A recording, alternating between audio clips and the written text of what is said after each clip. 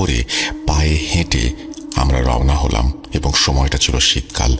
হাঁটতে হাঁটতে ঘণ্টাখানেক পর সেখানে পৌঁছালাম। চারিদিকে ঘন কুয়াশায় ঢাকা বিস্তৃত ফসলের মাঠ। আশেপাশে কোনো বাড়িঘর নেই। পরিবেশটা অনেক নীরব ও নিস্তব্ধ এবং শীতকাল হওয়ায় খালের পানি থেকে ধোঁয়ার মতো বাষ্প বের হচ্ছে। আমরা শ্মশানের ভেতর প্রবেশ করলাম। তারপর দেহদাহ করার স্থানে গেলাম। দেখলাম খানিকটা জায়গা পাকা করা। পাকা স্থানের ওপর দুপাশে 3টি করে লোহার 6টি দণ্ড এবং আমার বন্ধু বলল এই জায়গায় সব দেহদাহ করা হয়। জায়গাটির যেদিকে মাথা ওইখানে বসে হাত বুলালাম এবং ওই সময় আমার মনে খানিকটা ভয় কাজ করছিল। হঠাৎ খানিকটা দূরে দেখলাম কিছু আধপোড়া লাকড়ি থেকে ধোঁয়া উঠছে এবং কাছে গিয়ে দেখলাম সত্যিই ধোঁয়া উঠছে। আর আমার বন্ধু বলল হয়তো গতকাল কেউ দাহ করেছে। তারপর আমরা আরো কিছুক্ষণ রইলাম। এরপর শ্মশান ত্যাগ করার সময় হঠাৎ আমি হোঁচট খেয়ে পড়ে গেলাম। আমার বন্ধু দুষ্টুমি করে বলল কিরে, করে কিছু পিছু নিল নাকি? তারপর আমি নিজেকে সামাল দিয়ে খেয়াল করলাম কিসের একটা গাছের শিকড়ের সাথে আমি ধাক্কা খেয়েছি। অতঃপর সেখান থেকে আমি দ্রুত প্রস্থান করলাম। সারাটা দিন ভালো কাটল, কিন্তু সন্ধ্যা থেকে একটু ভয় ভয় লাগছিল এবং আমি আমার বন্ধুকে ফোন করে বললাম আমার খুব ভয় করছে। আমার বন্ধু বলল ভয়ের কিছু নেই, ওয়েট কর, আমি আসছি। রাতে আমার বন্ধু আমাদের বাসায় এলো। যথারীতি রাতে খাবারের পর্ব শেষ করে আমরা শুয়ে পড়লাম, কিন্তু কিছুতেই ঘুম আসছে না। এদিকে আমার বন্ধু গভীর ঘুমে মগ্ন। আমি জেগেই আছি। এপাশ ওপাশ করতে করতে রাত 3টার সময় আমার একটু ঘুম আসলো। খানিকটা বাদে অনুভব করলাম কেউ আমার পিঠে ধাক্কা দিচ্ছে। আমি ভাবলাম আমার বন্ধু হয়তো আমাকে ডাকছে। আমি জিজ্ঞাসা করলাম কি রে, ধাক্কাচ্ছিস কেন? ঘাড় ঘুরিয়ে দেখলাম সে তখনও ঘুমে এবং আমি কিছুটা চমকে উঠলাম। মনে মনে ভাবতে লাগলাম ও তো ঘুমাচ্ছে, তাহলে আমাকে ধাক্কা দিল কে? তখন শরীরে একটা শক অনুভব করলাম এবং সারা গা শিউরে উঠল। একটা শীতল স্রোত শরীরের শিরায় শিরায় বয়ে গেল। পরক্ষণে দেখলাম বিছানার পাশে লাল শাড়ি পরিহিত মাথাবিহীন একজন দাঁড়িয়ে আছে, যার জিহ্বা গলা থেকে বিচ্ছিরিভাবে বেরিয়ে। এই দেখে আমি ভয়ে বিকট চিৎকার দিয়ে জ্ঞান হারালাম। এভাবে কতক্ষণ কেটেছে আমার জানা নেই এবং জ্ঞান ফেরার পর আমি দেখি আমাকে ঘিরে অনেকে দাঁড়িয়ে আছে। আমি ভয়ে আম্মুকে ঝাপটে ধরে আবার জ্ঞান হারালাম। দ্বিতীয়বার যখন জ্ঞান ফিরে পাই তখন সেই লাল শাড়ি পরিহিত মাথাবিহীন মহিলাকে দেখে আমি আম্মুকে বললাম ওইখানে কে দাঁড়িয়ে আছে? উপস্থিত কেউ কিচ্ছু দেখতে পেল না। জানতে চাইল কি হয়েছে। আমি সবাইকে রাতের ঘটনাটি বললাম এবং বিকেলবেলা আমার বাবা আমাকে একজন কবিরাজের কাছে নিয়ে গেলেন। আমি ওনাকে সমস্ত ঘটনা বললাম। তিনি বললেন আমি শ্মশানে কালির প্রকোপে পড়েছি। আমি যখন শ্মশানে গিয়েছিলাম তখন ওনার ছায়ার উপর পা পড়েছিল বা এরকম কিছু একটা হয়েছিল, যার কারণে তিনি রাগান্বিত। তিনি আমাকে কিছুক্ষণ ঝাড়ফুঁক করলেন, পানি পড়া খাওয়ালেন এবং সারা শরীরে পানি ছিটিয়ে দিলেন। এরপর একটা তাবিজ আমার বাম হাতে বেঁধে দিলেন এবং বললেন তাবিজটা যেন না হারায়। আগামী অমাবস্যায় কিছু নিয়ম পালন করা হবে এবং একটি শক্তিশালী তাবিজ দেবেন, যা তৈরি করতে কয়েকদিন সময় লাগবে। আর এই কয়েকটা দিন আমি যেন খুব সাবধানে থাকি। বললেন এই কয়েকটা দিন আমি যেন কোনোভাবে জবা ফুল বা গাছের আশেপাশে না যাই এবং নিধান হয়ে যেন বাসায় ফিরে আসি। বাসায় ফিরে আব্বু আমাকে অনেক বকাঝকা করলেন। শ্মশানে যাওয়ার ঘটনাটি আম্মুকে খুলে বললেন, আম্মুও বকাঝকা করলেন। 5-6 দিন বেশ স্বাভাবিকভাবেই কাটলো, তেমন কিছু হলো না এবং আমিও অনেকটা স্বাভাবিক হয়ে গেলাম। তারপর একদিন আমি আমার এক বন্ধুর বাড়িতে গেলাম। তাদের উঠোনে ছিল জবা ফুলের গাছ এবং কবিরাজের সেই নিষেধ আমি বেমালুম ভুলে গিয়ে গাছ থেকে ফুল ছিঁড়ে বাচ্চাদের সাথে খেলায় মেতে উঠলাম। সেখান থেকে ফিরে আসতে সন্ধ্যা হয়ে গেল। বাসায় আসার পর আম্মু খেয়াল করলেন আমার হাতে সুতো আছে কিন্তু তাবিজ নেই। আমি বললাম, ওদের বাসায় বাচ্চাদের সাথে খেলাধুলা করেছি, হয়তো হারিয়ে গেছে, খেয়াল করিনি। আম্মু তৎক্ষণাৎ আমাকে কবিরাজের কাছে নিয়ে গেলেন এবং কবিরাজকে জানালেন তাবিজটি ছুটে গেছে। কবিরাজ বললেন, তাবিজ তো ছুটে যাওয়ার কথা নয়। তুমি কি কোনো জবা গাছের পাশে গিয়েছিলে? বাচ্চাদের সাথে আমি খেলেছি, আমার মনে ছিল না। কাজটি ঠিক করনি। এখন আমি আর কিছু করতে পারবো না, আমার হাতের বাইরে চলে গেছে। সাবধানে থেকো আজকের রাতটা। আমি সকালে তোমাকে একটা তান্ত্রিকের কাছে নিয়ে যাব। তারপর বাড়ি ফিরে আসি। বাসায় আমিও আম্মু দুজনেই ভয় পাচ্ছিলাম এবং আব্বুও বাসায় ছিল না। আম্মু রান্না করছিলেন, আমি তার পাশে বসে আছি। আম্মুর পাশে এবং উঠোনের সামনে একটা পুকুর রয়েছে, যা পাকের ঘর থেকে দেখা যায়। হঠাৎ পুকুরের ওপারে চোখ পড়তেই আমি দেখি একটা মাথা, কোনো দেহ নেই, মাথাটি আমার দিকে এগিয়ে আসছে এবং মুখটা পুকুরের দিকে। তা দেখে আমি চিৎকার দিয়ে আম্মুকে জাপটে ধরি। ভয় পেয়ে আমি আর আম্মু দুজনেই চিৎকার শুরু করি এবং চিৎকার শুনে আশেপাশের লোকজন চলে আসে। এক পর্যায়ে আমি জ্ঞান হারাই। জ্ঞান ফিরে দেখি আমি বিছানায়, চারপাশে অনেক মানুষ। হঠাৎ সবার মাঝ থেকে আমার পা ধরে একটা হ্যাঁচকা টানে কেউ খাট থেকে দরজার কাছে নিয়ে যায় এবং সবাই দৌড়ে আমাকে জাপটে ধরে। তারপর আমাকে বিছানায় শুয়ে অনেক দোয়া দুরূদ পাঠ করতে থাকে। কিছুক্ষণ পর পরিবেশ স্বাভাবিক হলে সকালের জন্য অপেক্ষা না করে ওই কবিরাজের সাথে আমরা আর একজন কবিরাজের কাছে যাই। সেই কবিরাজ আমাদেরকে সারিয়ে তোলেন। অতঃপর তিনি উপায় বলে দিলেন, নতুন মাটির পেয়ালায় দুধ কলা এবং মাটির পাত্রটি জোড়া সাদা কবুতর বলি দিয়ে তারপর রক্তসহ কবুতরগুলো, এছাড়াও আরো অনেক কিছু শিখিয়ে দিলেন। তারপর তিনি বললেন, প্রতি অমাবস্যায় ঘর যেন আলোকিত রাখা হয় এবং তারপরে ধীরে ধীরে আমি সেইখান থেকে মুক্তি পাব। 89 সালের একটি ঘটনা। আমি তখন সবেমাত্র 15 বছরে পা দিয়েছি। আমার বড় ভাইয়ের বয়স তখন 19 বছর ছিল। আমাদের পরিবারে শুধু আমার বাবা মা এবং আমরা 2 ভাই ছিলাম। আমরা সে সময় বাসা বদল করে একটি নতুন বাসায় উঠি।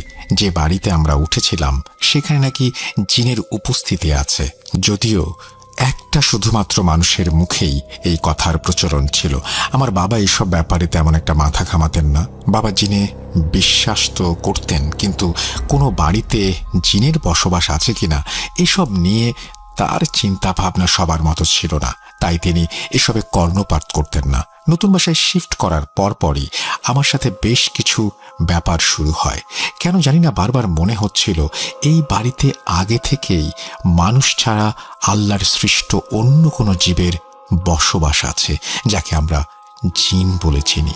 কিন্তু সেই জিন বা জিনেরা কখনোই আমাদের কোনো ক্ষতি করেনি, বরং প্রায়ই আমাদের মনে হতো কেউ হয়তো আল্লাহর পক্ষ থেকে উসিলা হয়ে আমাদের রক্ষা করছে। যেমন ধরুন, যদি আমরা এমন কোনো জায়গায় যেতাম যেখানে ক্ষতির আশঙ্কা রয়েছে, তাহলে এমন কোনো বাধা হুট করে আমাদের সামনে চলে আসতো যার কারণে আমরা থেমে যেতাম, অর্থাৎ ওই জায়গায় আর আমাদের যাওয়া হতো না। এখানে কয়েকটি ছোট ঘটনার কথা উল্লেখ করি। একবার আমি আমার বন্ধুদের সাথে বাইকে করে পতেঙ্গা যাবার প্রস্তুতি নিচ্ছিলাম।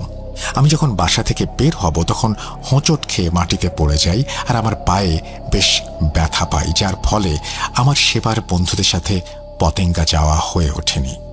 রাতেই খবর পাই আমার যে বন্ধুরা বাইকে করে পতেঙ্গা যাচ্ছিল তাদের বাইক অ্যাক্সিডেন্ট হয়েছে আর তারা মারাত্মকভাবে আহত অবস্থায় হাসপাতালে ভর্তি। এই ঘটনাকে আমরা কাকতালীয়ই ধরে নিলাম।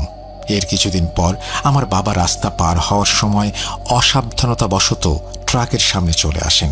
ট্রাকের গতি নেহাত কম ছিল না, কিন্তু বাবার দিকে তাকিয়ে চিৎকার করতে লাগলাম আমি, ট্রাক বাবা, ট্রাক বাবা, ট্রাক। কিন্তু হঠাৎ খেয়াল করলাম বাবা হুট করে লাফ দিয়ে বেশ বড় রকমের দূরত্ব অতিক্রম করে ফেললেন, যা বাবার পক্ষে কিছুতেই সম্ভব ছিল না। বাবাও পরে বলেছিলেন তিনি অনুভব করেছেন কেউ যেন তাকে ধাক্কা দিয়ে দূরে সরিয়ে দিয়েছে। এমন ছোটখাটো ঘটনা হরহামেশাই ঘটতে থাকে আমাদের সাথে, যা আমাদের মনে করিয়ে দিত আমাদের এই বাড়িতে আসার পর কিছু ভালো জিন আমাদের উপকার করছেন, যারা আমাদের এই বাড়িতেই বসবাস করেন। একবার আমার মা সিঁড়ি থেকে পড়ে গিয়েছিলেন, কিন্তু পুরো সিঁড়ি থেকে পড়ে যাওয়ার পরেও তিনি একদম অক্ষত অবস্থায় ছিলেন, কোনো আঁচড় পর্যন্ত লাগেনি তার গায়ে। আমরা যখন মাকে জিজ্ঞাসা করলাম। তখন তিনি বললেন, সিঁড়ি থেকে পড়ার সময় তার মনে হচ্ছিল যেন তিনি তুলোর ওপর পড়ছেন। আমরা খুব অবাক হয়েছিলাম এই ভেবে যে এটা কিভাবে সম্ভব, সিঁড়ি তো অনেক উঁচু, তাহলে মা এইভাবে অক্ষত রইলেন কিভাবে? যাই হোক, আমার মায়ের কোনো ক্ষতি হয়নি, আলহামদুলিল্লাহ। 10-12 দিন বাকি কুরবানি ঈদে প্রতিটি মুসলিম পরিবারের বাচ্চাদের শখ থাকে সুন্দর একটি কোরবানির পশু ক্রয় করার। আমিও বাবার কাছে কোরবানির পশু কেনার জন্য জেদ করতে শুরু করলাম। আমার জেদে অতিষ্ঠ হয়ে বাবা আমাদের পরিবারের কুরবানির উদ্দেশ্যে একটি বড় সড়ো আর স্বাস্থ্যবান গরু কিনে আনলেন। বাবার গ্রামে বেশ পরিচিতি ছিল, কারণ আমার দাদা বাড়ি ছিল গ্রামে। সেই সূত্রে আমার পরিবারকে গ্রাম্য পরিবার বলা চলে। আর আমরা আমাদের গ্রামের পরিচিত মানুষদের কাছ থেকেই প্রতিবার গরু কিনে আনতাম। এবারও তার ব্যতিক্রম হলো না। দাদার এক পরিচিত ব্যক্তির কাছ থেকে আমাদের গরুটি কিনে আনা হলো। গরু কেনার পর দাদা তার সেই পরিচিত লোককে বলেন গরুটি গ্রাম থেকে শহরে আমাদের বাড়িতে নিয়ে আসার জন্য। এই গরুটির আচরণ বেশ অদ্ভুত রকমের ছিল। সে তেমন কোনো খাবার খেত না, আবার এমনভাবে আমাদের দিকে তাকাতো যেন তার কাছে গেলে আমাদের মেরেই ফেলবে। এছাড়াও তাকে খাবার দেওয়ার জন্য তার কাছে যাওয়া যেত না, দূর থেকে দেখতে পেলেই তেড়ে আসতো। গরুটি বেশ বেপরোয়া হওয়ায় বাবা গরুটিকে দড়ি দিয়ে না বেঁধে শেকল দিয়ে বেঁধে রাখেন, কেননা গরুটি আমাদের বাড়ির ভেতরের পেছনে ফাঁকা জায়গায় বাঁধা ছিল। গরুটি কোনোভাবে দড়ি ছিঁড়ে ছুটে গেলে ভয়ঙ্কর বিপদ হতে পারে ভেবে বাবা শেকল দিয়েই গরুটিকে আটকান। গরুটি কিনে আনার পর থেকে আমার কেমন যেন মনে ভয় কাজ করতে শুরু করে। এর আগেও কোরবানির গরু বাড়িতে আনার পর আমি আর আমার বড় ভাই দেখভাল করতাম। সারা রাত গরুর পাশে বসেই কাটিয়ে দিতাম, আদর করতাম, খাওয়াতাম, যত্ন নিতাম। কেমন যেন মায়া কাজ করতো তাদের প্রতি। কিন্তু এবারের গরু দেখে মায়া কাজ করা তো দূরের কথা, মনে ভয় জমতে থাকে। আমাদের বাড়িতে সে সময় একটি জার্মান শেফার্ড কুকুর ছিল। সেই গরুটি আমাদের বাড়িতে যেদিন পৌঁছালো অমনি কুকুরটি বাড়ি থেকে বের হয়ে গেল এবং গরুটিকে দেখে এমনভাবে ঘেউ ঘেউ করতে শুরু করলো যেন কোনো চোর ডাকাত দেখে ফেলেছে। যেহেতু আমাদের কুকুর ট্রেনিং প্রাপ্ত ছিল, তাই তার এই আচরণ অস্বাভাবিক ছিল এবং অসম্ভবও ছিল। কেননা এই কুকুর জন্মের 2 দিন পরই বাবা তাকে বাড়িতে নিয়ে আসেন। সে আমাদের ঘরের বাইরেই থাকতো, ঘরের ভেতর খুব একটা আনা হতো না তাকে। যেহেতু সে ডোমেস্টিক অ্যানিম্যাল হিসেবেই বড় হয়েছে, তাই তার মধ্যে হিংস্র হয়ে ওঠার প্রবণতা থাকার কথা না। সত্যি বলতে এর আগে আমি এমন আচরণ তাকে কখনোই করতে দেখিনি। আরেকটি অদ্ভুত ঘটনা ঘটেছিল তখন, যখন গরুটি পিকআপ থেকে নামানো হচ্ছিল। সে সময় গলির অন্যান্য কুকুরগুলোও সেখানে একে একে জড়ো হতে শুরু করে এবং গরুটিকে দেখে ক্রমাগত ঘেউ ঘেউ শব্দ করতে থাকে। এসবের কারণে আমাদের বাড়িতে এক অদ্ভুত পরিস্থিতির সৃষ্টি হয়। এমন নয় যে আমাদের বাড়ির গলিতে শুধু আমাদের গরুটিই ছিল, পুরো গলি কোরবানির গরুতে ভরে গিয়েছিল। কিছু গরু রাস্তার পাশেই বাঁধা অবস্থায় ছিল, তাদের দেখে কোনো কুকুর ঘেউ ঘেউ করছিল না, শুধু আমাদের গরু দেখেই এই অবস্থা।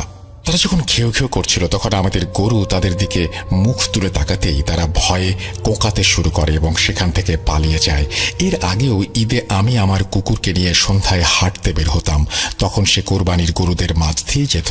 আজ পর্যন্ত এমন কখনো হয়নি যে সে আক্রমণাত্মক হয়ে উঠবে, কিন্তু এবার এমন হলো যেন সবগুলো কুকুর মিলে আমাদের গরুটির ওপর ঝাঁপিয়ে পড়তে চায়। আমাদের গরুটিও সাধারণ আকারের থেকে অনেক বড় ছিল এবং সে এমনভাবে পিকআপ থেকে নেমেছিল যেন কোনো রাজা বাদশাহ নামছে। যেমন ছিল তার তেজ, তেমনি ছিল তার গঠন। সে এতগুলো কুকুর দেখেও ভয় পাচ্ছিল না। কিন্তু সাধারণ প্রাণীরা যদি এমনভাবে কুকুরদের আক্রমণের শিকার হয় তাহলে তারা ভয় পায় বা পিছিয়ে যায়, কিন্তু এখানে এমন কাণ্ড ঘটল যা দেখে গরুটি যেন কিছুই আসে যায় না এরকম একটা ভঙ্গি করলো। সে খুব স্বাভাবিকভাবে দরজার দিকে এগিয়ে গেল। আমাদের কুকুরটিও যখন গরুটির দিকে তাকালো এবং গরুর সাথে তার চোখাচোখি হয়, তখন সেও বাকি কুকুরগুলোর মতোই একদম চুপ হয়ে গেল এবং আমার পায়ের কাছে লুকিয়ে রইল। যে কুকুরটি একটু আগে পর্যন্ত হিংস্রতা প্রদর্শন করছিল সে এখন একদম ভেজা বেড়াল হয়ে গেছে। প্রায়ই প্রাণীদের একটা স্বভাব থাকে, যদি তারা অন্য কোনো প্রাণীর সামনে মাথা নত করে তাহলে এর মানে হলো অন্য সেই প্রাণীর সামনে তারা আত্মসমর্পণ করছে। সেই সময় আমার পোষা কুকুরটিরও অবস্থা ঠিক এমনই ছিল। তাকে দেখে মনে হচ্ছিল সে গরুটির সামনে আত্মসমর্পণ করছে। বাবা এবং গরুটির সাথে আসা লোকগুলো গরুটিকে নিয়ে আমাদের বাড়ির পেছনে ফাঁকা জায়গায় গেল, কারণ আমার কুকুরটি বাড়ির সামনে উঠোনের মতো একটা স্থানে বাঁধা ছিল, তাই গরুটিকে সেখানে বাঁধা নিরাপদ ছিল না। আমাদের বাড়ির পেছনের খালি জায়গাটি খুবই অন্ধকার ছিল এবং এলাকার অনেক লোকও বলতো আমাদের বাড়ির পেছনের দিকটা নাকি ভুতুড়ে। সেখানে আমিও জুম্মা রাতে মোমবাতি জ্বালাতাম। তখন আমি বেশ ছোট ছিলাম, আমার ধারণা ছিল না আমাদের গরু এমন করার পেছনে কি কারণ হতে পারে। সেই সময় পর্যন্ত আমার এটাও জানা ছিল না যে এই গরুটির ওপর শয়তানের আধিপত্য রয়েছে। গরুটি বাঁধার পর আমি তাকে দেখার জন্য তার কাছে যেতে চাইলাম। সে আমার দিকে তেড়ে এলো, তাই আমি দূর থেকেই তাকে দেখছিলাম। আমি যখন তাকে দেখে সেখান থেকে ফিরে আসছিলাম, তখন আমি হঠাৎ একটি আওয়াজ শুনলাম। হয়তো শ্রোতারা আমার কথা বিশ্বাসই করবেন না, কিন্তু সেই আওয়াজ আজও আমার কানে বেজে ওঠে। যখন আমি গরুটি নিয়ে ফিরে আসছিলাম, তখন পেছন থেকে কারো ভারী গলার আওয়াজ। কেউ যেন বলছে, একে এখান থেকে এক্ষুনি নিয়ে যাও। আমি প্রথমে ভেবেছিলাম আব্বু হয়তো পেছন থেকে আমাকে এই কথা বলছে, কিন্তু আমি যখন পেছন ফিরলাম তখন পেছনে আমাদের কোরবানির গরু ছাড়া আর কেউ ছিল না।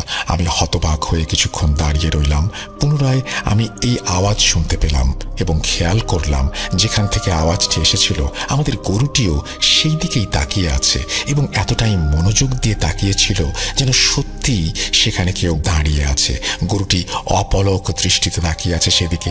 আমি ভয়ে যেন জমে গেলাম। রাত তখন 10টা-11টা হবে। ভয়ের কারণে আমি সেখান থেকে পালানোর চিন্তা করছিলাম। যাই হোক, আমি আবারও সেই কণ্ঠ শুনলাম, তোমাকে না বলেছি গরুটি এখান থেকে নিয়ে যাও। গরুটিও সেদিকে তাকিয়েছিল এবং একইভাবে আগের মতোই সব ঘটনা ঘটল। এবং আব্বুকে এই সময় দেখতে পেলাম, তাকে জড়িয়ে ধরলাম এবং তাকে সবকিছু খুলে বললাম। উত্তরে আব্বু বললেন, কিসের আওয়াজ? ওইখানে কেউ থাকে নাকি? এটা তোমার মনের ভুল, অনেক রাত হয়েছে, যাও খেয়ে শুয়ে পড়ো। এইটুকু বলেই আব্বু বিষয়টিকে উপেক্ষা করলেন। আমি কোনো রকমে রাতের খাবার খেয়ে নিজের রুমে ঢুকে গেলাম। রাত 2টা-2:30টার সময় আমি প্রচণ্ড আওয়াজ শুনে ঘুম থেকে উঠলাম। ভয়ে আমার গা ঘেমে ভিজে যাচ্ছিল। আমি স্পষ্ট শুনতে পাচ্ছিলাম বাড়ির পেছনে যেখানে গরুটি বাঁধা সেখানে যেন যুদ্ধ চলছে। সেখানে আমাদের বাড়ির পুরনো আর অকেজো কিছু জিনিসপত্র রাখা ছিল। আওয়াজগুলো সেইখান থেকে আসছে। কেউ যেন হাতুড়ি দিয়ে আঘাত করছে জিনিসগুলোতে। সেগুলো তুলে সজোরে মাটিতে ফেলে দিচ্ছে। সেখানে রাখা স্টিলের বালতিতে ঢং ঢং শব্দ হচ্ছে। আর সেই শব্দে আমার যেন জ্ঞান হারাবার মতো অবস্থা। খুবই অদ্ভুত লাগছিল এই আওয়াজগুলো। এই পরিস্থিতিতে আমার কুকুর তো ভয়ে হার্ট অ্যাটাক করবে বলে আমার ধারণা হচ্ছিল, কিন্তু এত শোরগোলের পরেও আমার কুকুর একদমই নীরব ছিল। তার কোনো আওয়াজই আমি শুনিনি। ভয়ের কারণে আমি আমার রুম থেকে বের হচ্ছিলাম না, আর অবাক হচ্ছিলাম এত তীব্র আওয়াজ হওয়ার পরেও আব্বু আম্মু কেউ কেন উঠছেন না। তারা তো আমার পাশের রুমেই থাকেন। তারা কি এই সমস্ত শোরগোল শুনতে পাচ্ছেন না? সকালে উঠেই রাতের ঘটনাটি মনে পড়ল। আমি আব্বুর কাছে জিজ্ঞাসা করলাম, তোমরা রাতে কোনো আওয়াজ শুনেছ? তিনি বললেন, না। আমি ভাইকে জিজ্ঞাসা করলাম, সে মাথা নাড়ল। রাতে এত শোরগোল হচ্ছিল যে আমার মনে হচ্ছিল পেছনের অংশে কেউ যুদ্ধ করছে আর সেখানে রাখা জিনিসপত্রগুলো ভাঙছে। আমাদের কথা শুনে আম্মু বললেন, তোরা আমাদের সাথে চল, পেছনে গিয়ে আমাকে দেখা কি হয়েছে। আমি ভয়ে আম্মুর সাথে তার পেছনে পেছনে সেখানে গেলাম এবং দেখলাম সেখানে সবকিছু ঠিকঠাকই আছে। না কিছু এদিক ওদিক করা হয়েছে, না সেখানে কোনো কিছু এলোমেলো। এখানে তো কিছুই হয়নি, শুধু শুধু ভয় পাচ্ছিস। কিন্তু আমি এসব দেখেও নিজেকে কিছুতেই বোঝাতে পারলাম না যে আমি ভুল শুনেছি বা মিছিমিছি ভয় পাচ্ছি। তাই আম্মুর ওই কথাটা আমার কাছে খুব অদ্ভুত লাগলো। আমি আম্মুর সাথে তর্ক করার চেষ্টা করলাম। তখন আম্মু বললেন, মনে হচ্ছে তুই কোনো স্বপ্ন দেখেছিস, কারণ এটা সম্ভব নয় যে রাতে এত আওয়াজ হচ্ছিল এইখানে, সেখানে সবকিছু এরকম ঠিকঠাক আছে। আমি আম্মুর কথা শুনে চুপ করে রইলাম আর ভাইয়ের দিকে তাকালাম। তার দিকে তাকিয়ে স্পষ্ট বুঝতে পারলাম সেও বেশ দোটানায় পড়েছে। বিষয়টি এভাবেই চলে গেল। সেদিন আমার বাবা গরুটিকে গোসল করানোর জন্য ঘরের বাইরে আনলেন। আমি অবাক হয়েছিলাম, কেননা আমি তো তার কাছেই যেতে পারছি না। বাবা কিভাবে তাকে শিকল খুলে বাইরে নিয়ে এলেন। এছাড়াও আরও একটি বিষয় আমি লক্ষ্য করলাম, যখন বাবা এই গরুটিকে নিয়ে বাইরে ঘুরতে যেতেন তাকে একটু হাঁটানোর জন্য আমাদের কুকুরটিকেও বাবার পেছন পেছন যেতে দেখা যেত। আমি দূর থেকে বাবাকে অনুসরণ করতাম। আমি দেখতাম কুকুরটি খুবই চুপচাপ থাকতো এবং চেষ্টা করতো যেন গরুটিকে কোনোভাবেই সরাসরি দেখতে না হয়। এছাড়াও রাস্তায় থাকা কোনো কুকুর তাকে দূর থেকে দেখেই দৌড়ে অন্যদিকে চলে যেত, কেউই তার সামনে আসতো না। এভাবে দেখতে দেখতে 3 দিন চলে গেল। ঈদের আর মাত্র 6 দিন বাকি ছিল। আব্বু, আম্মু, ভাই, আমরা সবাই আমাদের প্রতিবেশী এক চাচার ছেলের আকিকার দাওয়াতে গিয়েছিলাম। সন্ধ্যায় যখন আমরা বাড়ি ফিরে এলাম তখন বাইরে থেকেও শুনলাম আমাদের কুকুরটা খুব জোরে জোরে আওয়াজ করছে। আমরা তাড়াতাড়ি ভেতরে গেলাম। আমি যখন বাড়ির পেছনের দিকে গেলাম তখন দেখলাম সেখানে রাখা আমাদের গরুটি গায়েব। আমরা একদম হতভম্ব হয়ে গেলাম। এটা কি হলো আর কিভাবেই হলো? ঘরের দরজাও তো তালা দেয়া ছিল, কিন্তু কুকুরের উপস্থিতিতে চুরি করতে পারাটা তো স্বাভাবিক কিছু না। আর বাবা গরুটিকে শিকল দিয়ে বেঁধে রেখেছিলেন। এটা কি আদৌ সম্ভব যে গরুটি নিজে শিকল কেটে কোথাও চলে যাবে? আগেই বলেছি দরজা বন্ধ ছিল। আমরা 4 জন আবার গাড়িতে বসলাম। একে একে প্রত্যেকটি গলিতে গরুটিকে খুঁজতে লাগলাম। নিজেদের এই অবিশ্বাস্য ঘটনা বিশ্বাস করানোর জন্য আমরা ভাবছিলাম হয়তো সে অন্য কোনো গলিতে পালিয়ে আছে, কিন্তু আমরা কেউ বুঝতে পারছিলাম না যে খোলা দরজা ছাড়া কিভাবে গরুটি এখান থেকে বেরিয়ে যেতে পারে। কিছু মানুষ নিজের বিশ্বাসকে নিশ্চিত করার জন্য কখনো কখনো অনেক অদ্ভুত কিছু ভেবে থাকে বা করে থাকে। আমরা 2-3 ঘন্টা ধরে পুরো মহল্লা খুঁজলাম, লোকজনকে জিজ্ঞাসা করলাম, কেউ দেখেনি। আমরা বাড়িতে ফিরলাম এবং দেখলাম কুকুরটি চুপচাপ বসে আছে। আমি কেন জানি রুমে যাবার আগে বাড়ির পেছনের দিকে যাচ্ছিলাম, তখন মা বললেন, ওইদিকে কোথায় যাচ্ছিস? এখন তো গরুটা নেই। আমি আম্মুকে কিছু না বলেই পেছনের দিকে চলে গেলাম। সেখানে গিয়ে আমার চোখ কপালে উঠে গেল। আপনারা বিশ্বাস করবেন না, আমাদের কোরবানির গরু সেখানেই চুপচাপ বসেছিল। আমি তাকে দেখে খুশিতে চিৎকার দিয়ে উঠলাম। আমার চিৎকার শুনে মা ও ভাইও চলে এলো। তারাও গরুটিকে দেখে অবাক হয়ে গেল, কারণ এটা কিভাবে সম্ভব? একটু আগেই গরুটা এখান থেকে গায়েব হয়ে গিয়েছিল, সে দিব্যি এখন এখানে বসে আছে। কিন্তু তখন আমরা এই ভেবে শুকরিয়া আদায় করলাম, যত যাই হোক কোরবানির গরু তো ফিরে এলো, তাহলে কোরবানির জন্য প্রাণী কিভাবে জোগাড় করব সেই চিন্তায় রাতের ঘুমটা হারাম হয়ে যেত। এইভাবে আরো 3-4 দিন কেটে গেল। কোরবানি ঈদের মাত্র 2-3 দিন বাকি। এক রাতের কথা, রাত সম্ভবত 3টা বাজে। আমি জেগেই ছিলাম, কারণ ঈদের জন্য আমার স্কুল বন্ধ ছিল। রাত জেগে ভাইয়ার সাথে খেলাধুলা করছিলাম, নইলে গল্পের বই পড়ছিলাম। তাছাড়া আমি দুপুরে বেশ ভালোভাবে ঘুমিয়ে নিয়েছিলাম ওই দিন, রাত জেগে থাকবো বলে। আমি আর আমার ভাই আমার রুমে গল্পের বই পড়ছিলাম। হঠাৎ করেই আমার রুমের দরজায় ধাক্কার আওয়াজ শুনতে পেলাম। আওয়াজ শুনে মনে হচ্ছিল কেউ যেন এসে প্রচণ্ড জোরে জোরে ধাক্কা মারছে। বাইরে থেকে ফোঁস ফোঁস আওয়াজ আসছিল। আমি ভীত অবস্থায় একটু করে দরজা খুললাম, আর যা দেখলাম তা দেখে ভয়ে আমার শরীরের প্রত্যেকটি লোম দাঁড়িয়ে গেল। দরজার বাইরে আমাদের কোরবানির গরুটি দাঁড়িয়েছিল। আমি দ্রুত দরজা বন্ধ করে ভেতর থেকে লাগিয়ে দিলাম। ভয়ে আমি চিৎকার করতে লাগলাম। আমার চিৎকার শুনে বাবা মা রুম থেকে বের হয়ে এলেন। বাইরে এসে বাবা দেখলেন আমাদের গরুটি বারবার পেছন থেকে এসে আমাদের রুমের দরজায় মাথা নাড়ছে, অর্থাৎ মাথা ঘষছে। তাকে দেখে আমার ভাইও ভীত হয়ে উঠল। একটা সময় বাবা আমার রুমের সামনে গরুটিকে দেখতে পেলেন এবং তিনি বললেন, এ কি, গরুর শিকল খুলে দিয়ে ভেতরে নিয়ে যাচ্ছ কেন? গরুর সাথে ঘুমাতে হলে ও যেখানে থাকে সেখানে গিয়ে ঘুমাও। আমি আব্বুকে বললাম, আমার মাথা খারাপ হয়ে গেছে নাকি যে আমি তাকে ভেতরে নিয়ে আসবো, তাও এই রাতের বেলা? যাই হোক, ঈদ চলে এলো। আমরা নামাজ পড়লাম এবং ফেরার পথে কষাই নিয়ে এলাম। আমরা ভেবেছিলাম এই গরুর মাংস আমরা খাবো না, বরং সব গরিবদের মাঝে বিতরণ করব। যখন আমরা কষাইকে নিয়ে বাড়ি পৌঁছালাম তখন সেই কষাই তাকে জবাই করার জন্য ছুরি ধার করতে লাগলো। ছুরি ধার করে গরুটাকে মাটিতে শোয়ানো হলো। তার গলায় ছুরির এক ফ্যাঁস লাগাতেই সে সবাইকে ছুঁড়ে ফেলে উঠে দাঁড়ালো, আর কষাইয়ের চোখে শিং বসিয়ে দিল। মুহূর্তের মধ্যেই তার চোখ থেকে রক্তের ফোয়ারা বেরিয়ে আসতে লাগলো।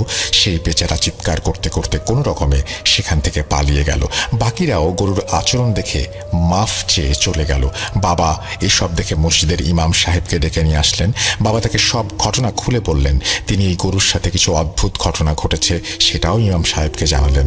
গরুটি তখন চুপচাপ মাটিতে বসেছিল আর তার গলা থেকে টুপটুপ করে রক্ত ঝরছিল। ইমাম সাহেব বাবাকে পরামর্শ দিলেন যার কাছ থেকে এই গরুটি কিনেছেন তাকে জিজ্ঞাসা করতে এই গরু সে কোনো জায়গা থেকে কিনেছে নাকি নিজের পালা। বাবা ইমাম সাহেবের কথা মতো তাই করলেন। বাড়ি থেকে আমাদের গ্রাম 30 মিনিটের রাস্তা। বাবা বাইক নিয়ে গ্রামের বাড়িতে চলে গেলেন, সাথে ইমাম সাহেবকেও নিয়ে গেলেন। বাড়িতে গিয়ে বাবা জানতে পারলেন গরুটির পালক যিনি তিনি গ্রামের কবর খোঁড়ার কাজ করতেন। যেই ব্যক্তি বাবার জন্য গরুটি কিনেছিলেন তিনি গরুর মালিকের ব্যাপারে তেমন কিছু জানেন না। সে কবরস্থানের ভেতরেই একটা কুঁড়ে ঘরে থাকে। এই গরুটি সে ছোটবেলা থেকেই পুষছিল এবং দাদার পরিচিত লোকটি এটি কিনে এনে আমাদের কাছে পাঠিয়েছে। তিনি আরও জানান গ্রামে প্রচলন আছে যে সেই লোক নাকি কালো জাদু করে। আব্বু আর ইমাম সাহেব সব জানার পর বাড়ি ফিরে এলেন। ইমাম সাহেব বাড়ি ফিরে বাবাকে বললেন, এমন হতে পারে কারণ কবরস্থানে জাদুকররা নোংরাভাবে জাদুর কাজ করে। সেই জাদুর কাজে ব্যবহৃত গাদা গাদা নিষিদ্ধ জিনিস সেখানেই ফেলে রাখা হয়। হতে পারে তার মধ্যে থেকে কোনো জিনিস এই গরুটি খেয়ে ফেলেছে। এসব কথা বলতে বলতেই গ্রামের বাড়ি থেকে দাদার সেই পরিচিত ব্যক্তি আমাদের বাড়িতে এসে হাজির। তিনি বাবাকে বললেন, ভাইজান, আমি সেই গরুর মালিকের সাথে কথা বলেছি। সে কালো জাদুর ব্যাপারে কিছু স্বীকার না করলেও আমাকে কিছু তথ্য দিয়েছে। তার ভাষ্যমতে গরুটি 1.5 মাস আগেও স্বাভাবিক ছিল। একদিন তাকে মাঠে চড়াতে নিয়ে যায়। সন্ধ্যার সময় যখন গরুটি আনতে যায় তখন সে দেখে গরুটির মুখ থেকে রক্ত ঝরছে। কিছুটা দূরেই একটা ছোট লেবু পড়ে আছে যাতে অনেকগুলো সূঁচ লাগানো, আর লেবুটির রং ছিল একেবারে কালো। ওই লেবুর কিছুটা অংশ গরু খেয়ে ফেলেছিল। এরপর থেকেই গরুটি এমন অস্বাভাবিক আচরণ শুরু করেছে। এসব শুনে আব্বু বেশ বিচলিত হয়ে পড়েন। তিনি ইমাম সাহেবকে জিজ্ঞাসা করলেন, এখন আমাদের করণীয় কি? ইমাম সাহেব বললেন, এটার সমাধানের জন্য একটি পরীক্ষা করতে পারি, কিন্তু আমি জানি না এতে কাজ হবে কিনা। তাও একবার চেষ্টা করি। আপনি এই গরুটিকে কোনো দূরের কবরস্থানে নিয়ে গিয়ে দাঁড় করিয়ে দিন এবং সেখান থেকে ফিরে আসুন। 10 মিনিট পর আপনি আবার সেখানে যান। যদি গরুটি সেখানে থাকে তাহলে আমার ধারণা ভুল, আর যদি গরুটি সেখানে খুঁজে না পাওয়া যায় তাহলে ভাববেন শয়তানের মাখলুকাত ছিল এবং সেই তাকে সাথে করে নিয়ে গেছে। ইমাম সাহেবের কথা মতো বাবা তাই করলেন এবং 10 মিনিট পর সেখানে ফিরে গিয়ে দেখলেন গরুটি সেখানেই দাঁড়িয়ে আছে এবং আমাদের দিকে তাকিয়ে আছে। ইমাম সাহেব পরামর্শ দিলেন তিনি নিজ হাতে গরুটি জবাই করবেন। অনেক চেষ্টার পর তিনি গরুটি জবাই করতে সমর্থ হন এবং গলাকাটা অবস্থাতেও সে 2-1 বার দাঁড়িয়ে যায়। এরকম ঘটনা ঘটে। যাই হোক, এরপরে যেটা করা হয়, ইমাম সাহেবের পরামর্শে গরুর যখন চামড়া ছাড়ানো হচ্ছিল তখন কয়েকবার চোখের পলকও পড়ে তার, যা মোটামুটি সবাই খেয়াল করেছি। সেই গরুর মাংস আমরা খাইনি।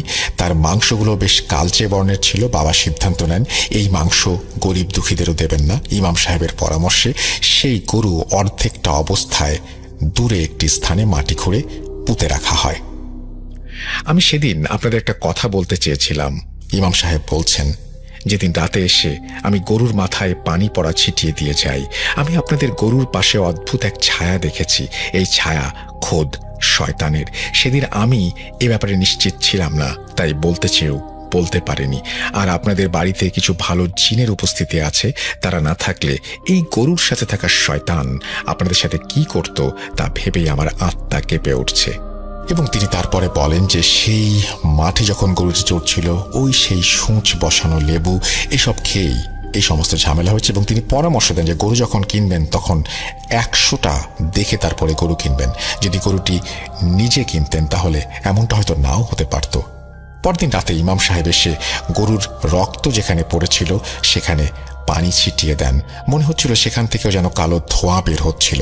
এরপর থেকে আমরা আর কখনোই অন্য কাউকে দিয়ে কোরবানির পশু কেনাইনি। ও যেন ফুপিয়ে ফুপিয়ে কেঁদেই চলেছে।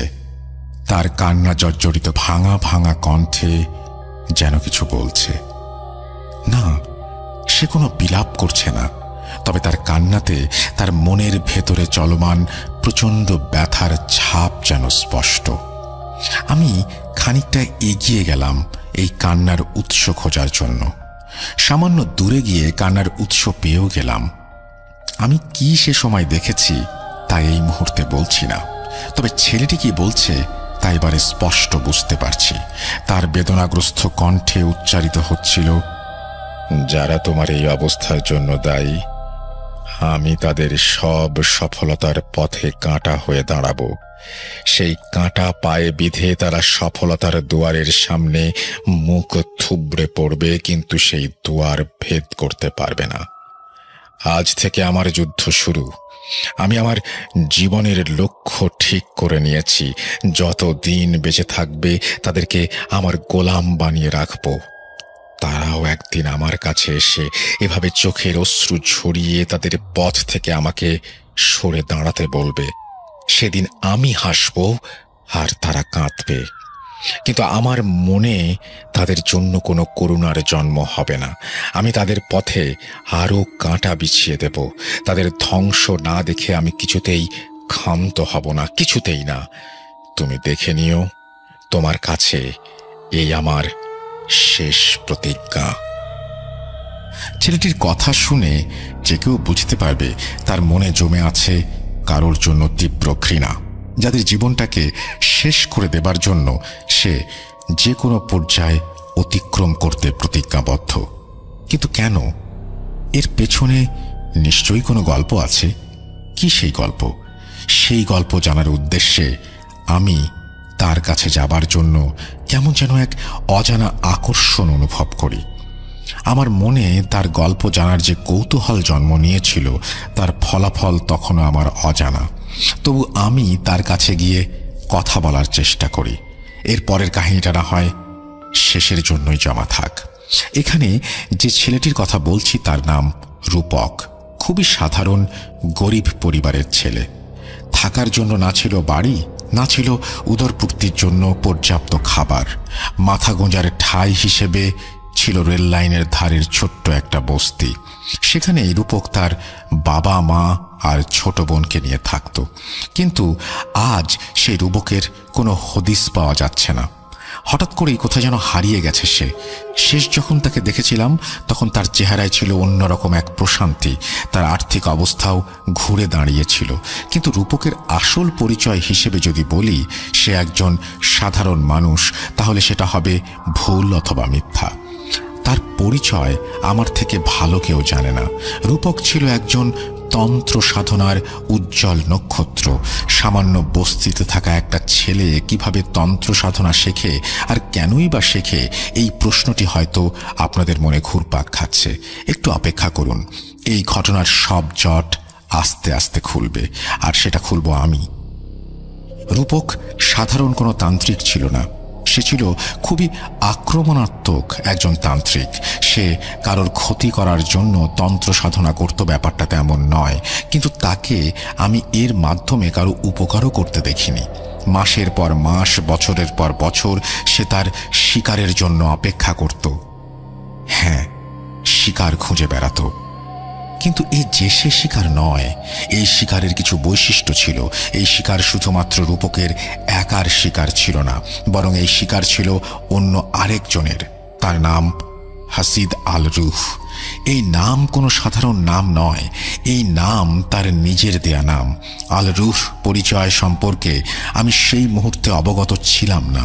যখন জানলাম তখন মনে হলো মানুষের জীবন কখন কোন দিকে মোড় নেয় সেটা জানা গেলে কত ভালোই না হতো। সেসব কথা থাক। রূপকের মোট 4টি শিকার ছিল, সেগুলো বলছি একে একে। শিকার 1।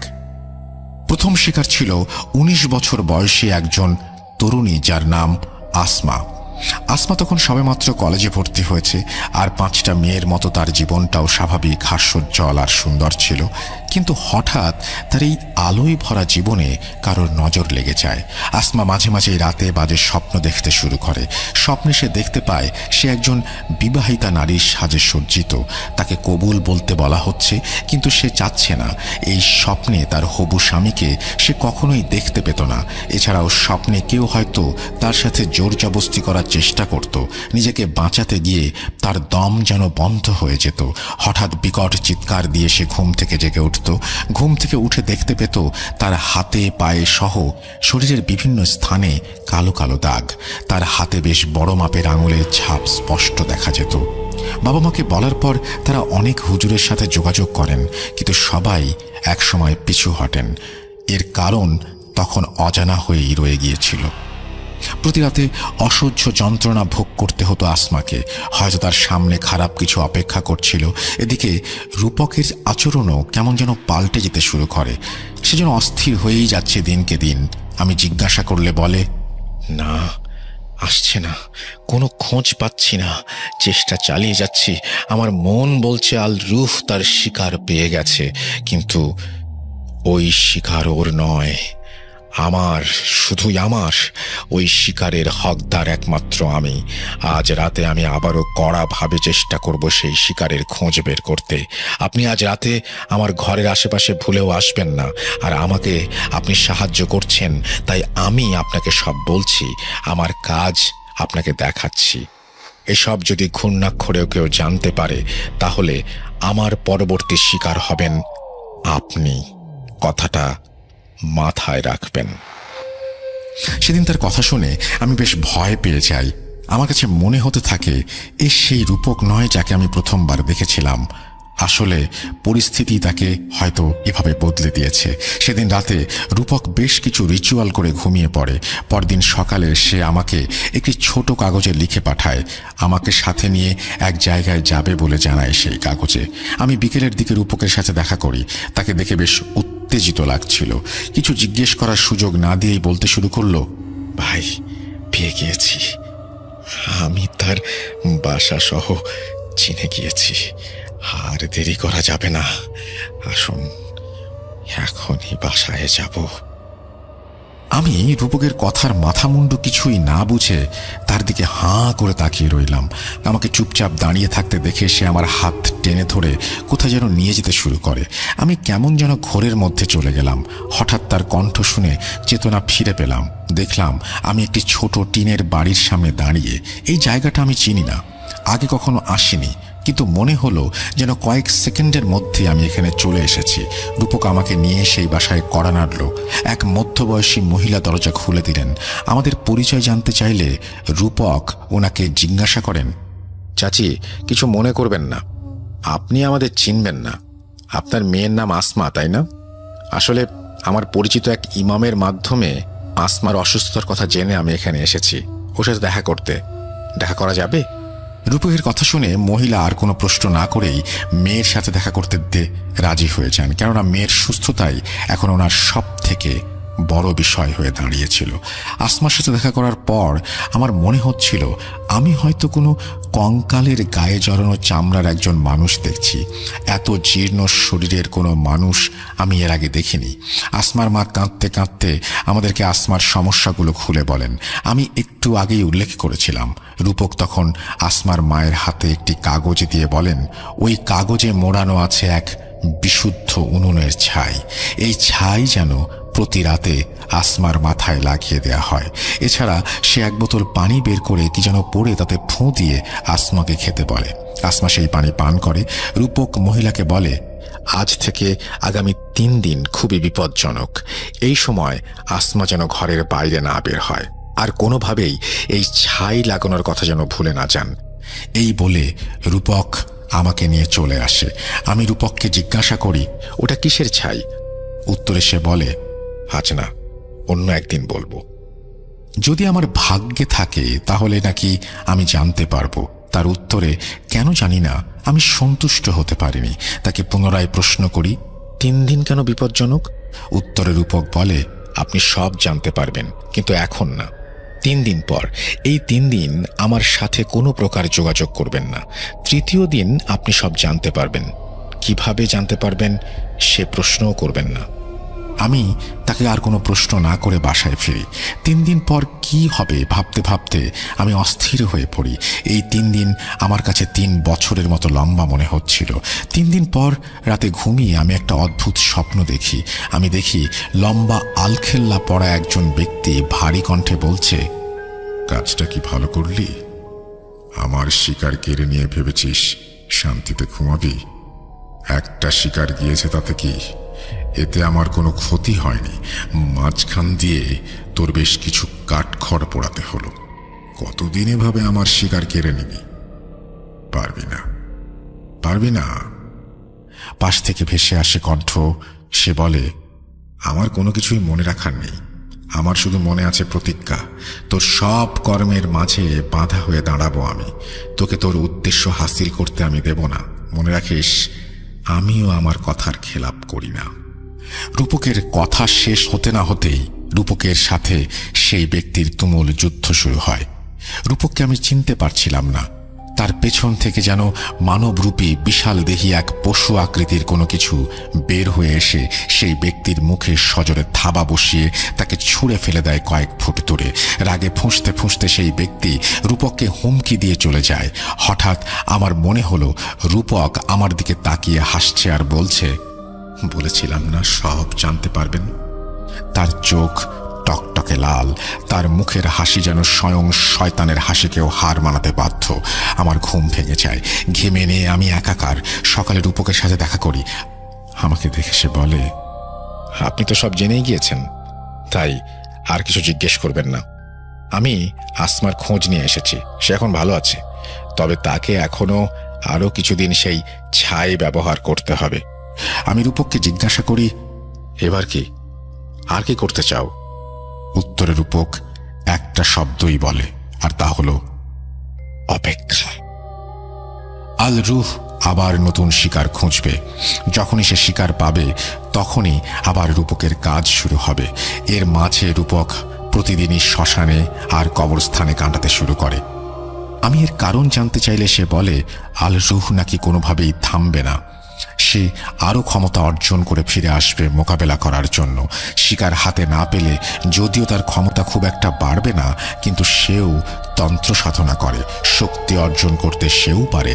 শিকার না পেয়ে সে এখন ঘায়েল বাঘের মতো, আর আঘাতপ্রাপ্ত বাঘের থাবা খুবই ভয়ঙ্কর। তাই রূপককেও আল রুহ মুখোমুখি হবার জন্য তৈরি থাকতে হবে যে কোনো পরিস্থিতি মোকাবেলা করার জন্য। দেখতে দেখতে দিন, সপ্তাহ, মাস কেটে যায়। অপেক্ষার শেষ হয় না। রূপকের সাথে অনেক দিন আমার দেখা সাক্ষাৎ নেই। আমি একরকম ভুলেই গিয়েছি তার কথা, কিন্তু হঠাৎ একদিন তার কথা মনে পড়ে যায়। আমার নিজের জন্য না, আমার খুব কাছের কারো জন্য মনে পড়ে। আমি হন্যে হয়ে রূপককে খুঁজতে শুরু করি, কিন্তু তার দেখা মেলে না। প্রায় 4-5 দিন কেটে যায়। আমি এমন কোনো উপায় রাখিনি আমার সেই কাছের মানুষকে বাঁচিয়ে রাখার জন্য, কিন্তু আমার মনে হচ্ছে আমি পারবো না। একা একা বাড়ির পেছনে বসে আছি আর মনে মনে প্রচণ্ড চিৎকার করেই চলেছি। সেই চিৎকারের শব্দ কেউ শুনছে না, আমি নিজেও না। কেননা সব চিৎকারের আওয়াজ হয় না। চোখের পানির যেমন ঝর্ণার মতো গাল বেয়ে বয়ে চলেছে, থামার নাম নেই। হঠাৎ আমার কাঁধে কেউ একজন হাত দিয়ে ভারী কণ্ঠে বলল, চিন্তা করবেন না, সব ঠিক হয়ে যাবে। আমি পেছন ফিরে অবাক হয়ে যাই। যাকে 4-5 দিন ধরে পাগলের মতো হন্যে হয়ে খুঁজছি, সে আমার পেছনে দাঁড়িয়ে। তাকে চেনা যাচ্ছে না তেমন। আগের রূপক এবারের রূপকের মধ্যে অনেক পার্থক্য। জীর্ণ শরীরের রূপক আজ সুঠাম দেহের অধিকারী। তার পরনের জামাগুলো যেন খুব দামি। তাকে দেখে আমি মনে মনে কত যে খুশি হয়েছি ভাষায় প্রকাশ করতে পারবো না। দাঁড়িয়ে উঠে তাকে জড়িয়ে ধরে বলি, ভাই, আমার বোনকে বাঁচাও, আমার বোনের অবস্থা খুব খারাপ, সে বিছানায় একেবারে মৃত মানুষের মতো পড়ে আছে, বাঁচাও তাকে, ভিক্ষা চাইছি তোমার কাছে, ভাই তুমি বাঁচাও ওকে।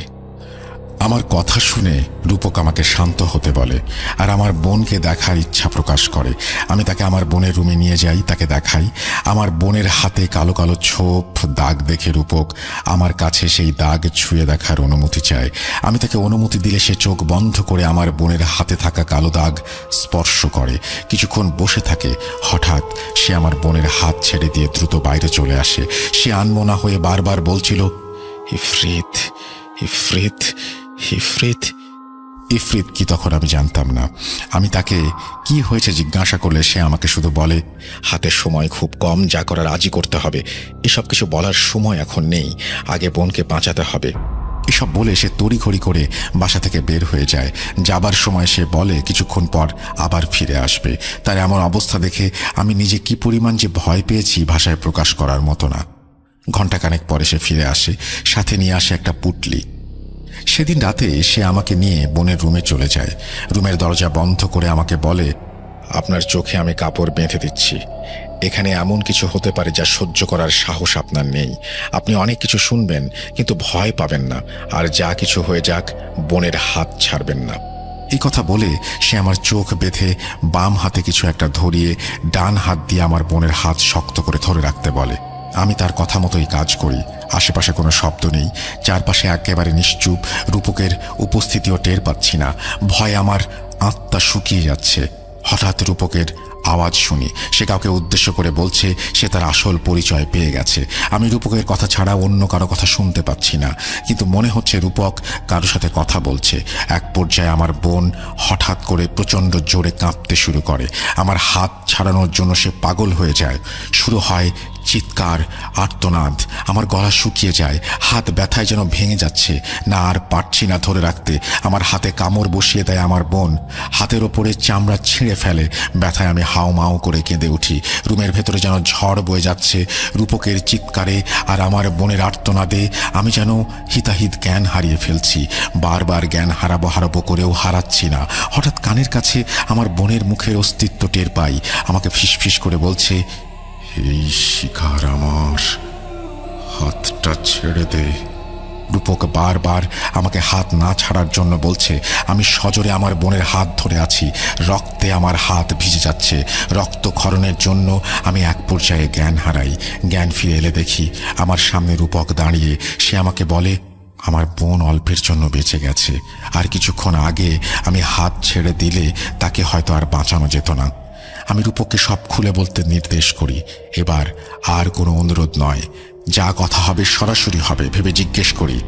সে আমাকে বলে, মনে আছে আল রুহ কথা? আমি নিজেও তার সঠিক পরিচয় জানতাম না, তার উদ্দেশ্য কি জানতাম না। আল রুহ শুধুই আমার কাছে এক নাম আর রহস্য হয়ে আমার জীবনে রয়ে গিয়েছিল। কিন্তু তার আসল পরিচয় সে একজন ইফরিত। ইফরিতের কাজ বংশবৃদ্ধি করা, আর তাই আল রুহ একের পর এক শিকার খুঁজে চলেছে। আপনার বোন সেই আল রুহ নামক রোগেই আক্রান্ত। কিন্তু আল রুহ আপনার বোনকে কোনোভাবেই কবজা করতে পারছিল না কেন তা আমার জানা নেই। তবে ইফরিত সম্পর্কে যতটুকু জানি, যে কেউ তার বদ নজরে আসতে পারে। সেদিন রাতে তার সাথে আমার একটা সওদা হয়। তার পরবর্তী শিকারে আমি বাধা দেব না শর্তে আপনার বোনকে আমি বাঁচিয়েছি। আপনজন হারানোর কষ্ট আমি বুঝি। আপনার বোনকে এখান থেকে দূরে পাঠিয়ে দিন। আল রুহর নজর এখন আপাতত তার উপর নেই। আর হ্যাঁ, আপনাকেও আমার থেকে দূরে থাকতে হবে। আমি আল রুহর কাছে ওয়াদা করেছি তার শিকারে বাধা না দেবার, কিন্তু সেটা সম্ভব নয়। আমার যে ওয়াদার জন্য আজ আমি এই পথে, সেই ওয়াদা আমি ভঙ্গ করতে পারবো না। পাঠানো হয়েছে তা আমি শেয়ার করতে পারবো না। আসলে বর্তমানে আমি নিজেও আমার বোন কোথায় আছে তা জানি না, কেননা এতে তার বিপদ হতে পারে। রূপক সেদিন চলে যাবার পর তার সাথে আমার আর দেখা হয়নি। এভাবে চলতে চলতে প্রায় 4টি বছর কেটে যায়। কিন্তু ভাগ্য যদি সাক্ষাৎ লিখে রাখে তাহলে সেটা খণ্ডানো সম্ভব নয়। রূপকের সাথে আমার একদিন হঠাৎ করে দেখা হয়ে যায়। বিশেষ এক কারণে আমি 2007 সালে ঢাকা যাই। সেখানে গিয়ে এক রেস্টুরেন্টে খাবার খেতে বসেছি। দেখি সেখানে ক্যাশ কাউন্টার রূপক বসা। তাকে দেখা মাত্রই আমি চিনতে পারি সে হয়তো আমাকে চেনেনি অথবা চিনতে চায়নি। আমি তার কাছে গিয়ে কেমন আছে জিজ্ঞাসা করায় সে একগাল হাসি দিয়ে আমাকে জড়িয়ে ধরে বলে সে ভালো আছে। পকেট থেকে বের করে তার 2 সন্তানের ছবি। আমাকে দেখায়। খুব ভালো লেগেছিল সেদিন তার সাথে দেখা করে। আমার কাজ শেষ করার পর আমি আবার তার রেস্টুরেন্টে ফিরে আসি। তার জীবনে কি চলছে এবং তান্ত্রিক থেকে রেস্টুরেন্টের মালিক হবার রাস্তায় কি কি ঘটনা ঘটেছে সব শুনতে চাই। সে এক দীর্ঘশ্বাস নিয়ে কিছুক্ষণ চুপ থেকে বলে রেস্টুরেন্টের বারান্দায় বসে আমার সাথে সব শেয়ার করবে। আমিও তার কথায় রাজি হই। দুজন একসাথে বসে কফির কাপ হাতে নিয়ে চুপচাপ অপেক্ষা করি। একসময় রূপক বলতে শুরু করে, ভাই, জীবনের অনেকটা সময় আলরুহ নষ্ট করে দিয়েছে।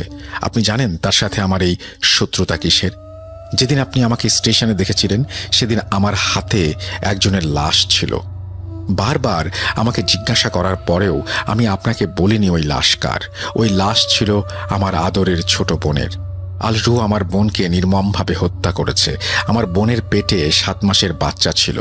সেই বাচ্চাকে পেট চিরে বের করে নিয়ে এসেছিল শুধুমাত্র তার কথায় আমার বোন রাজি হয় নাই। সেই জন্য আমার বোনের স্বপ্নে দেখা দিয়ে সে বারবার তার সাথে যেতে বলতো। আমার বোন আমার সাথে তার মৃত্যুর আগের দিন সব শেয়ার করে। আমি সময় সুযোগ কোনোটাই পাইনি ওকে বাঁচানোর। আর তখনকার সেই রূপকের এত ক্ষমতাও ছিল না যে আলরুহকে সে আটকাবে।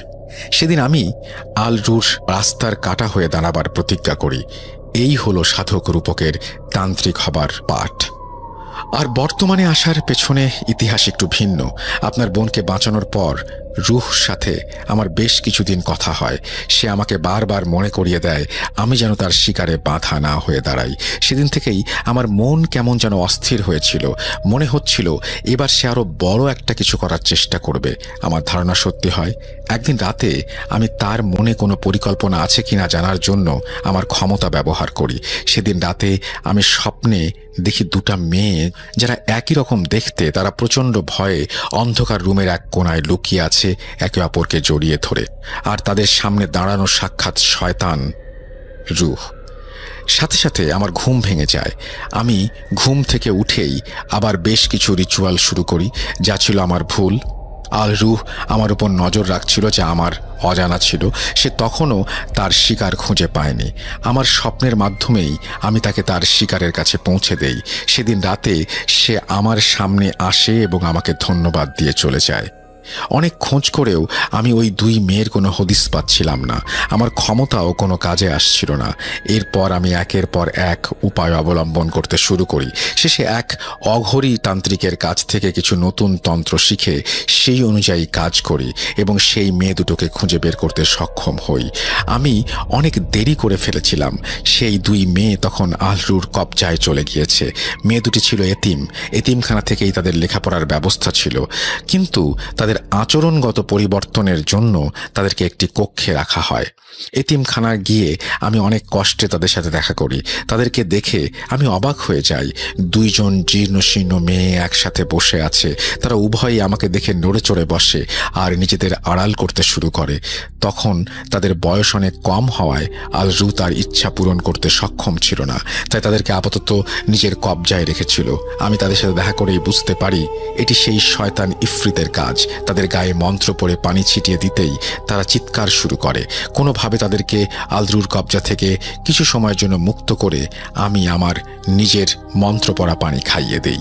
সেদিন রাতে আলরু আমার কাছে আসে এবং আমার ওয়াদার কথা মনে করিয়ে দেয়।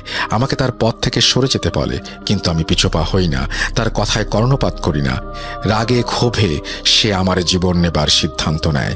আমি তৈরিই ছিলাম, তাই সে আমার কোনো ক্ষতি করতে পারেনি। তখন যাবার সময় সে আমাকে বলে ওই 2 বোনকে সে অবশ্যই নিয়ে যাবে এবং আজই নিয়ে যাবে, তাকে কেউ আটকাতে পারবে না। রুহ চলে যাবার পর আমি সেদিন রাতে আবার এতিমখানায় যাই। সেখানে গিয়ে 2 বোনের সাথে কথা বলে জানতে পারি তারা প্রায় 2 মাস ধরে বাজে স্বপ্ন দেখছে। স্বপ্নে কেউ তাদের সাথে জোর জবস্তি করার চেষ্টা করছে। ঘুম থেকে উঠে শরীরের বিভিন্ন স্থানে কাটা এবং কালো দাগ দেখতে পায়। তারা খাবার খেতে পারে না। খাবার খেতে গেলেই খাবারে পোকা আর মৃত ইঁদুর ভেসে ওঠে। তাদেরকে যেন কোনো এক অশুভ শক্তি বন্ধ করে রেখেছে। তাদের মধ্যে এক বোন কোনো কথা বলছিল না। সে আমার দিকে তাকিয়ে মুচকি মুচকি হাসছিল। আমি তাকে কিছু বলতে যাবার আগেই সে লাফ দিয়ে এসে আমার গলা টিপে ধরে। তার ধারালো নখ দিয়ে আমার বুকে আঁচড় কাটতে শুরু করে, আমাকে রক্তাক্ত করে ফেলে। আর এসবের কারণ হচ্ছে তখন সে আলরুর দ্বারা পজেসড ছিল। আমার গলা টিপে ধরে আমাকে বিকৃত আর শান্ত আওয়াজে বলে, জানতাম এখানে সুরক্ষার ব্যবস্থা করে আসবি না, তাই তো তোকে এখানে আসতে বাধ্য করেছি। তুই আমার পথের কাঁটা, তোকে সরিয়ে দিলেই আমার কাজ শেষ। এই বলে সে আমার বুকে প্রচণ্ড জোরে আঁচড় দিয়ে আমার বুকের হাড় বের করে ফেলে। অন্যদিকে দ্বিতীয় বোন এসব দেখে ভয়ে চিৎকার শুরু করে দেয়। আমি মন্ত্র পড়তে শুরু করি। আমি মনে মনে আরও মরিয়া হই নিজেকে বাঁচানোর জন্য। মন্ত্র পড়ে মেয়েটির মাথায় কোনো রকমে হাত দিতেই সে অজ্ঞান হয়ে যায়। কিন্তু মেয়েটি পড়ে যাবার সাথে সাথে ছায়ার মতো বিশাল দেহী এক জন্তু আকৃতির কিছু একটা আমি দেখতে পাই। মনে হচ্ছে যেন এতক্ষণ সেই মেয়ে এই জন্তুর ভেতরেই ছিল। আর তার পড়ে যাবার সাথে সাথেই জন্তুটির রূপ আমার সামনে স্পষ্ট হয়ে গেল। তার মাথায় ছিল ধারালো দুটি শিং আর চোখ দুটো ছিল লাল। মনে মনে অনেকবার বারণ করেছি শয়তানের কথা না মানতে, কিন্তু মুখ দিয়ে উচ্চারিত হয়নি। জ্ঞান হারাই আমি। জ্ঞান ফিরলে দেখি দুই বোনের এক বোন আরেক বোনের লাশ বুকে জড়িয়ে ধরে ফুঁপিয়ে ফুঁপিয়ে কাঁদছে। আমার বুঝতে বাকি থাকলো না পজেসড হওয়া বোনকে ইফরিত তার সাথে নিয়ে গেছে। মনে খুব কষ্ট পাচ্ছিলাম, কেননা আমার বোনকে করা ওয়াদা আমি রক্ষা করতে পারিনি। রুমের বাইরে এসে কোনো রকমে স্টাফদের সাহায্যে হাসপাতালে যাই। স্টাফরা আমার এই অবস্থা দেখে হতবাক হয়ে যান।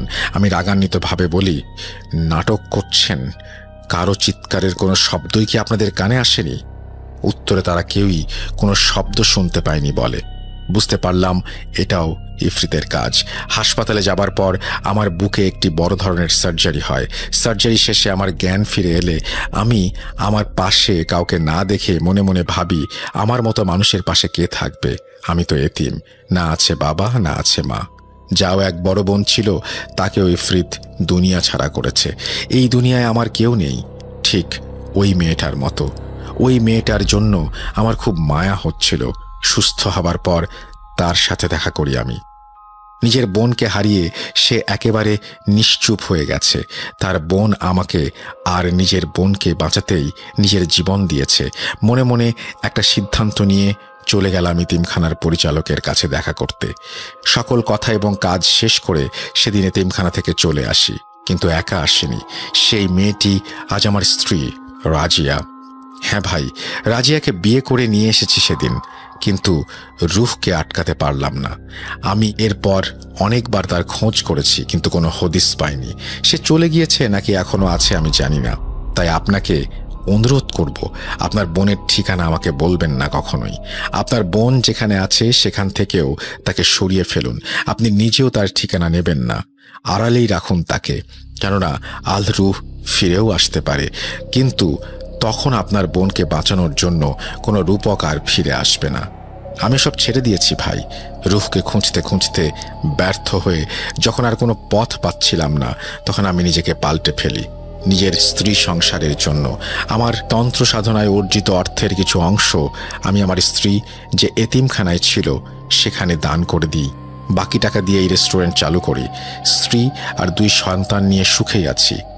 আর আগের রূপক হতে চাই না রুহ পথের কাঁটা হতে, কেননা মৃত বোনকে করা প্রতিজ্ঞার জন্য জীবিত স্ত্রী সন্তানদের হাত ছেড়ে দিতে পারি না। আর তাই আজ সাধারণ মানুষ হিসেবেই রয়ে গেলাম। জানি না রুহ এখন কোথায়, তবে তার সাথে আর কখনো দেখা হোক সেটা আমি চাই না। অনেক শুনেছি মানুষ জাতি জিনকে বশ করে, বন্দি করে, টর্চার করে, কিন্তু সত্যিকারে তা হয় কিনা আমার জানা নেই। ইফরিতের মোকাবেলা যারা করেছেন তারাই কেবল জানেন ইফরিতের ক্ষমতা কত বেশি, কতটা ভয়ঙ্কর। আমি জানি, নিজের চোখে দেখেছি, তাই আর দেখতে চাই না। ভেবেছিলাম এসব নিয়ে আর আলোচনা করব না, কিন্তু আপনার বোনের ঠিকানা কেউ যেন জানতে